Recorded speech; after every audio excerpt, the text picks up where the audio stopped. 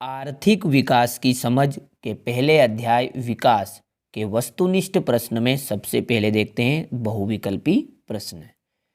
संयुक्त राष्ट्र द्वारा मानव विकास सूचकांक किस वर्ष में प्रकाशित किया गया था? यानी कि जो संयुक्त राष्ट्र है उनके द्वारा मानव विकास सूचकांक कौन से वर्ष में प्रकाशित किया गया था? तो 1995 में मानव विकास सूचकांक प्रकाशित किया गया। भारत में सबसे कम साक्षरता दर कहाँ पर है? उड़ीसा में है कि बिहार कि झारखंड की छत्तीसगढ़?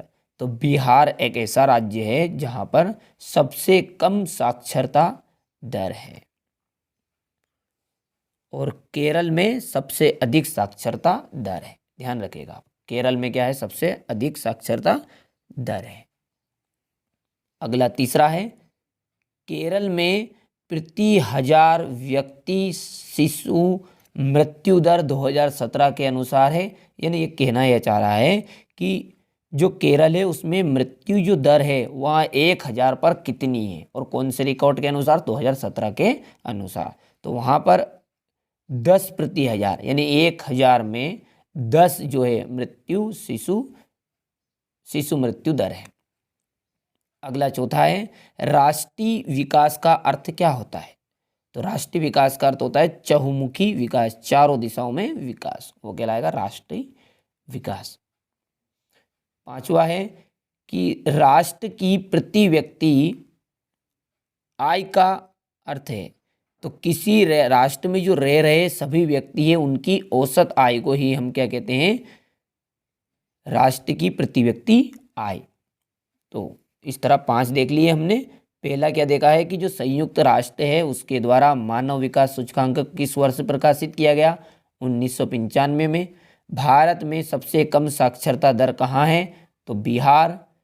केरल में प्रति 1000 व्यक्ति शिशु मृत्यु दर 2017 के अनुसार है तो 10 प्रति 1000। और राष्ट्रीय विकास का अर्थ होता है चहुमुखी विकास। और राष्ट्र की प्रति व्यक्ति आय का क्या अर्थ है कि किसी भी राष्ट्र में रह रहे सभी व्यक्तियों की औसत आय। अब देखते हैं छठा है इसमें कि निम्नलिखित पड़ोसी देशों में से मानव विकास के लिहाज से किस देश की स्थिति भारत से बेहतर है?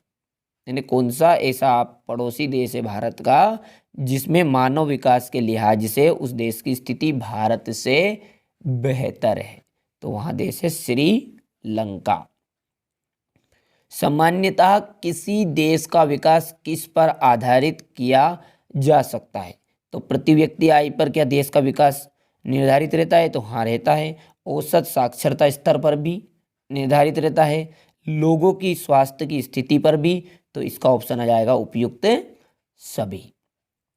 और 8वां है कि मान लीजिए कि एक देश में 4 परिवार हैं और इन 4 परिवारों की प्रति व्यक्ति आय 5000 रुपये है। अगर 3 परिवारों की आय क्रमशः 4000, 7000 और 3000 है तो चौथे परिवार की आय कितनी होगी? तो 6000 उसकी आय हो जाएगी। वह सही विकल्प है कि भारत में सर्वाधिक साक्षरता वाला राज्य है तो वहाँ राज्य है केरल।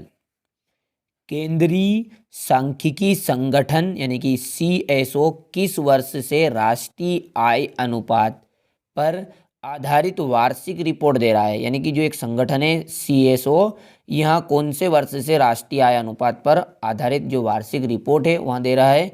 तो वह हर वर्ष दे रहा है। कौन से सन से? 1955 से। अब है इसके रिक्त स्थान। औसत आय को डडेस भी कहा जाता है। तो औसत आय को प्रति व्यक्ति आय कहते हैं। तो यहाँ भर दीजिएगा प्रति व्यक्ति आय। तो औसत आय को क्या कहते हैं? प्रति व्यक्ति आय भी कहते हैं। भारत में जो महिला साक्षरता है डेडेस कितनी प्रतिशत है ना? भारत में जो महिला साक्षरता वह कितने प्रतिशत है? तो वहाँ है 64.6%। 64.6% है। क्लियर है कि औसत आय को क्या कहते हैं, प्रति व्यक्ति आय के नाम से भी जाना जाता है। भारत में जो महिला साक्षरता है वहाँ 64.6% है। 7 वर्ष और उससे अधिक आयु के जो लोग हैं उनमें साक्षर जनसंख्या का अनुपात डेडेस कहलाती है, तो वहाँ कहलाती है साक्षरता दर।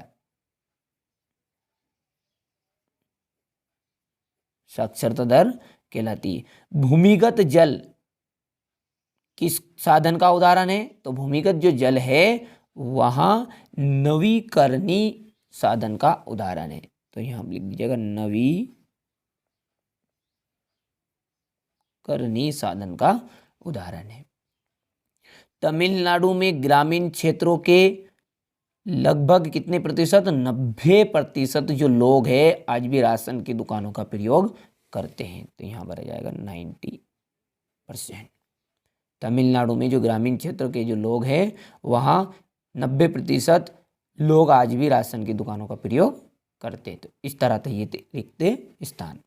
अब आता है अगला सत्य और असत्य। तो पहला सत्य सत्य है कि औसत आय को राष्ट्रीय आय भी कहा जाता है। अभी हमने रिक्त स्थान में पढ़ा कि औसत आय को डेडेस यानी कि प्रति व्यक्ति आय भी कहा जाता था, तो यहाँ बोल रहा है कि राष्ट्रीय आय कहते हैं, तो वह तो बात तो गलत है यानी कि असत्य है। कि यहाँ निष्कर्ष निकालना सही होगा कि जिसे मापा नहीं जा सकता वहाँ महत्व नहीं रखता, तो यहाँ बात क्या है, राइट है यानी सत्य है। तीसरा है कि यदि कच्चे तेल का प्रयोग वर्तमान दर पर चालू रहे तो भंडार केवल 50 वर्षों में समाप्त हो जाएगा। तो हाँ, यदि हम आज जो कच्चे तेल का उपयोग जिस तरह से कर रहे हैं उसी तरह से करते रहेंगे तो 50 साल बाद कच्चा जो तेल है वहाँ समाप्त हो जाएगा। तो ये बात आपकी हो जाएगी सत्य। हम जमीन से जो कच्चा तेल निकालते हैं वहाँ एक नवीकरणीय संसाधन है। देखिए अभी हमने ऊपर पढ़ा है कि 50 साल में ख़त्म हो जाएगा यदि हम वर्तमान दर से कच्चे तेल का उपयोग करेंगे तो, और जो समाप्त हो जाता है उसे कहते हैं अनवीकरणीय संसाधन। जो कभी समाप्त ना हो, जो चलता रहेगा उसे कहते हैं नवीकरणीय।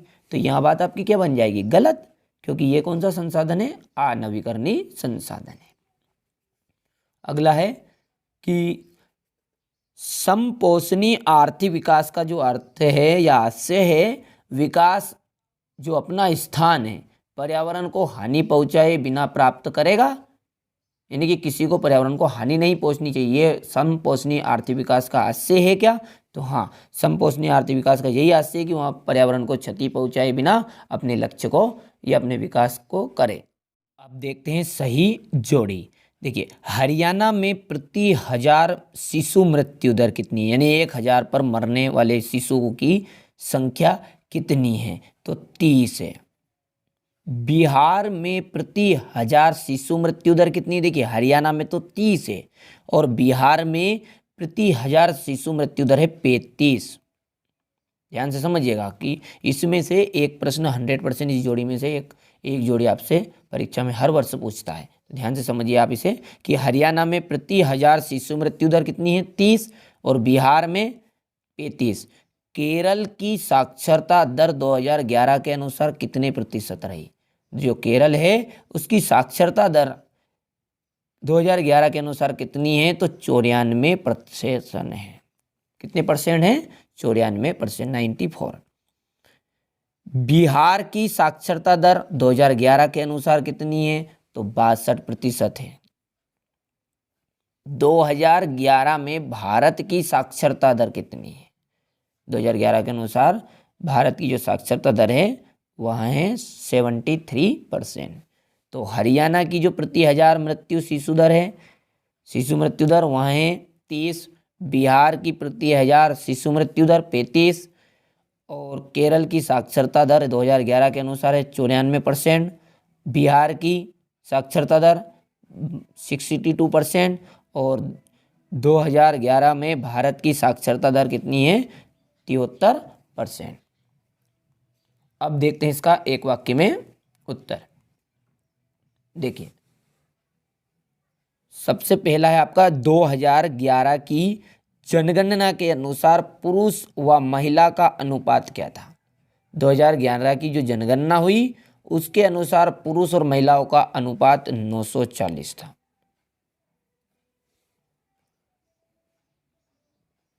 इसके बाद में दूसरा है, जिस व्यक्ति को अल्पपोषित कहा जाएगा उसका शरीर द्रव्यमान सूचकांक कितना होगा। जिस व्यक्ति को हम अल्पपोषित कहेंगे उसका जो शरीर का BMI है वहाँ कितना होगा। तो 18.5 से कम यदि किसी का BMI रहेगा या 18.5 रहेगा तो उसे हम अल्पपोषित कहेंगे।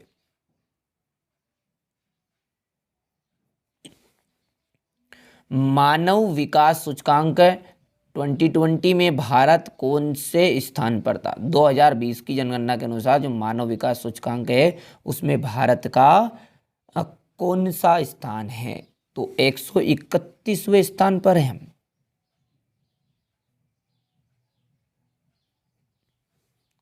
ना, 131वां स्थान।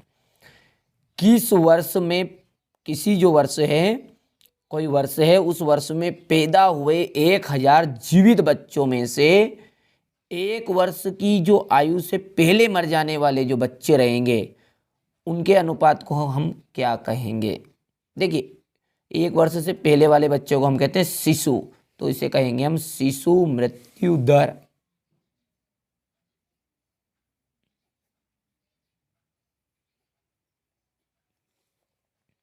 तो एक वाक्य में उत्तर थे ये। 2011 की जनगणना के अनुसार पुरुष और महिला का अनुपात क्या था, 940। जिस व्यक्ति को अल्पपोषित कहा जाएगा उसका शरीर द्रव्यमान सूचकांक यानी कि BMI कितना होगा, उसका 18.5 से कम। मानव विकास सूचकांक 2020 में भारत का कौन से स्थान पर था, 131वें। और किसी वर्ष में पैदा हुए 1000 जो जीवित बच्चे उनमें से 1 वर्ष की आयु से पहले जो मर जाने वाले बच्चे हैं उनके अनुपात को हम कहेंगे शिशु मृत्यु दर। अब आप यहाँ से इसका स्क्रीनशॉट लीजिए।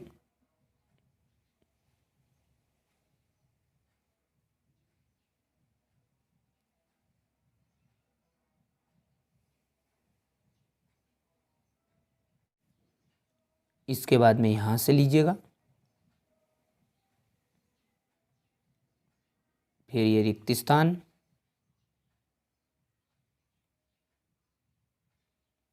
इसके बाद में ये सत्य असत्य, इसके बाद में ये जोड़ी, और अंत में ये है एक वाक्य में उत्तर।